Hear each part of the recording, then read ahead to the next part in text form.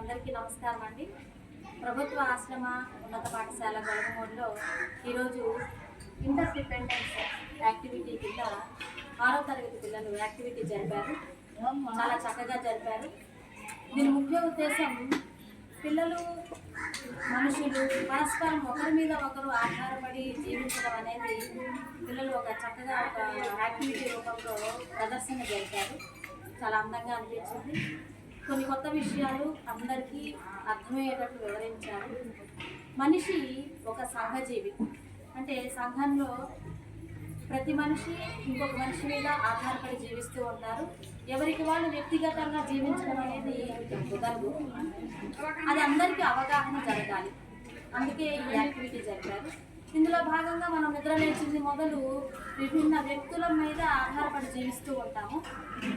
కొంతమంది ప్రత్యక్షంగా ఆధారపడితే కొంతమంది మీద పరోక్షంగా ఆధారపడుతూ ఉంటాం. ప్రత్యక్షంగా మనకైతే కనిపిస్తూ ఉంటారు. ఉదయం పాలు తీసుకొని వచ్చే పిల్లలు కానీ, వ్యక్తులు కానీ, ఆ తర్వాత ఈ బార్బర్స్ కానీ, పెట్రోల్ షాపుల్లో పనిచేసే వాళ్ళు కానీ, ఏది లేకపోయినా కానీ మన జీవనం ఇంకా జరగదు, అక్కడికి ఆగిపోతుంది.